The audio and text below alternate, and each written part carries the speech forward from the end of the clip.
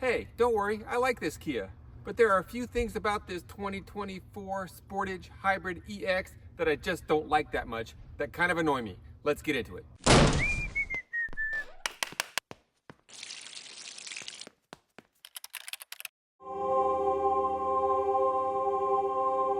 First and foremost, this car rattles when the engine is under load. So for example, when I'm speeding up, so when the engine's at those high RPMs, there's a rattle.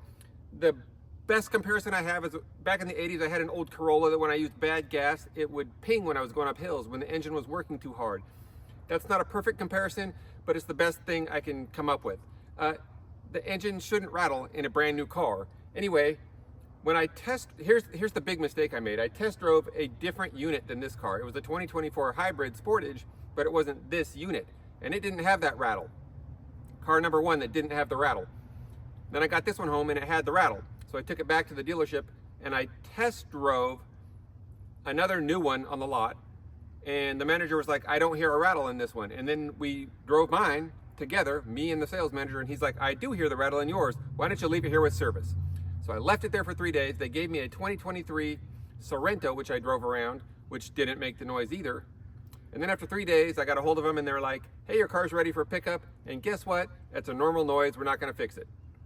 And I'm like, wait a minute. I test drove a model that didn't do it. I drove another model with the sales manager that didn't do it. And then I just drove a Sorento for 3 days that didn't do it. And you're telling me it's normal? And they said, yes, it's normal. Come pick it up. So I went and picked it up. I took it to a different Kia dealership. And they also said that the rattle is normal. Now, all that being said, it's not terrible, but I don't like strange little noises. They drive me crazy. And had I known that this unit was gonna make that rattle, I probably, no, in fact, I wouldn't have bought this car. It's super annoying. I still hope I'm gonna be able to get it fixed under warranty. Number one thing I don't like about this car is that rattle. Okay, the second thing I'm not liking so far is the gas mileage. It's supposed to get 38 miles per gallon in the city and 38 miles per gallon on the highway. So far, in my first tank, I drove 100% in eco mode and I got 33.3 miles per gallon. In my second tank, I drove 100% in sport mode and I got 32.4 miles per gallon. Pretty close to eco mode. And now with this particular tank that I'm driving on right now, I'm driving in smart mode. I'll make a video about the gas mileage I get on this tank when I'm done with that. But anyway, the gas mileage so far is less than stellar. I did read somewhere that when these engines break in, they start getting better gas mileage. So let's hope that's the case. Another thing I don't like about this car is that it doesn't have wireless Apple CarPlay. The interesting note is that the base model of the Sportage does have wireless Apple CarPlay. But because of the big fancy screen and the navigation or something like that, there's some kind of dispute between Apple or some big companies. It's something to do with money. So because of this big dispute about money, customers don't get wireless Apple CarPlay in the mid-level version of the Sportage, which is just too bad. But for me, it's okay. I just plug my phone in, put it in this little drawer up front, and then I'm not tempted to use my phone when I'm driving. Also, when you plug your phone in, you get better audio anyway than you do over Bluetooth. So I don't miss wireless Apple CarPlay that much, but it is a convenience that I kind of wish I had. The fourth thing I don't like about this car is that it doesn't have adaptive cruise control. Now, this is my mistake. For some reason, I thought this car had adaptive cruise control. I had looked at so many cars and I had looked at so many details and so many different things, and I was tired that day, and I just thought for some reason this car had adaptive cruise control. And so when I drove home, I put cruise control on and I'm looking for the button that has the little, bars over it to show me how far away I'm going to be from the car in front of me.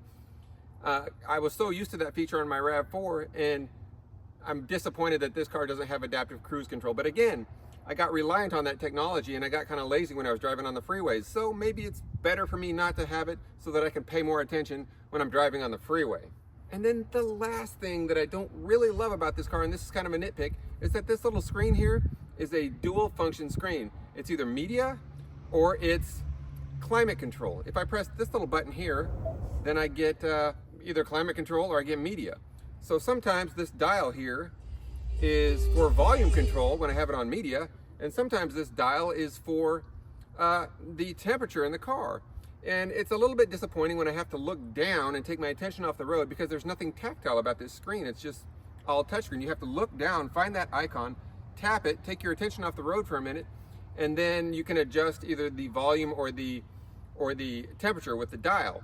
But a lot of times I'm just driving and I think, oh, I'm going to adjust the volume, and I turn the dial and I mess with the heat, or vice versa. I think I'm going to adjust the heat and I either crank the volume or I turn the volume down. So that's kind of annoying.